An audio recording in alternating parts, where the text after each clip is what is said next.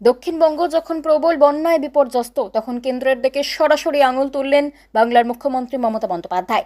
X হ্যান্ডেলে tweet করে তিনি দাবি করলেন, ডিভিসির জল ছাড়ার পদ্ধতি একেবারেই অযৌক্তিক, উদ্দেশ্য প্রণোদিত এবং বাংলা বিরোধী।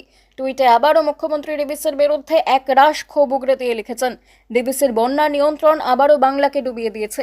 এবারের ব্যর্থতা শুধু নজিরবিহীনই নয়, উদ্দেশ্য প্রণোদিত। তিনি দাবি করেছেন, চলতি বছরের জুন জুলাই মাসে ডিভিসি থেকে ছাড়া হয়েছে 50,287 লক্ষ কিউবিক মিটার জল, যেখানে 2024 সালে এই পরিমাণ ছিল 4,535 লক্ষ কিউবিক মিটার, অর্থাৎ 11 গুণ বেশি জল ছাড়া হয়েছে গত বছরের তুলনায়। আর 2023 সালের তুলনায় তা 30 গুণ বেশি। মুখ্যমন্ত্রীর অভিযোগ, এটা কোনো প্রাকৃতিক দুর্যোগ নয়, এটা সম্পূর্ণভাবে একটি ম্যানমেড বা মনুষ্যসৃষ্ট বিপর্যয়। দক্ষিণবঙ্গের বন্যা ঘটানোর জন্য এটি একেবারেই পরিকল্পিত চেষ্টা। মুখ্যমন্ত্রী দাবি করেছেন, এত বিপুল জল ছাড়ার ফলে একাধিক জেলা প্লাবিত হয়েছে। বাংলার ফসলের ব্যাপক ক্ষতি হয়েছে, বহু বাঁধ এবং রাস্তা ভেঙে গিয়েছে, হাজার হাজার মানুষ গৃহহীন হয়ে পড়েছেন।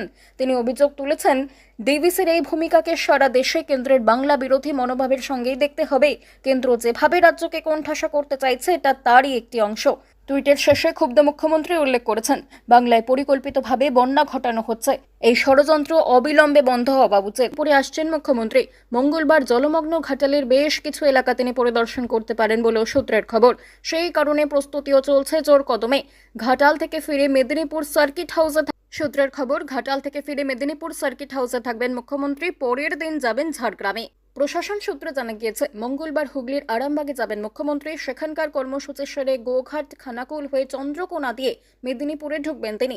যেহেতু চন্দ্রকোনার পাশেই ঘাটাল, তাই জলভাসী ঘাটালের পরিস্থিতি নিজের চোখে দেখার জন্য সেখানে যেতে পারেন মুখ্যমন্ত্রী। সম্প্রতি অতিবর্ষণ এবং বিভিন্ন জলাধার থেকে জল ছাড়ার কারণে হুগলির 3টি ব্লকের পাশাপাশি ঘাটালেরও বহু এলাকা জলমগ্ন। সেখানকার লোকজন কেমন রয়েছেন, প্রশাসন তাদের জন্য কি পদক্ষেপ করেছে, তা নিজের চোখেই দেখতে চান মুখ্যমন্ত্রী। প্রশাসনও তাদের কাছে বিস্তারিত রিপোর্ট তৈরি করছে, যাতে প্রশাসনিক কর্তারা মুখ্যমন্ত্রীকে প্রতিটি বিষয়ে বিশদ রিপোর্ট দিতে পারেন। বাংলা খবর, আপনার রাজনীতি, আপনার আওয়াজ।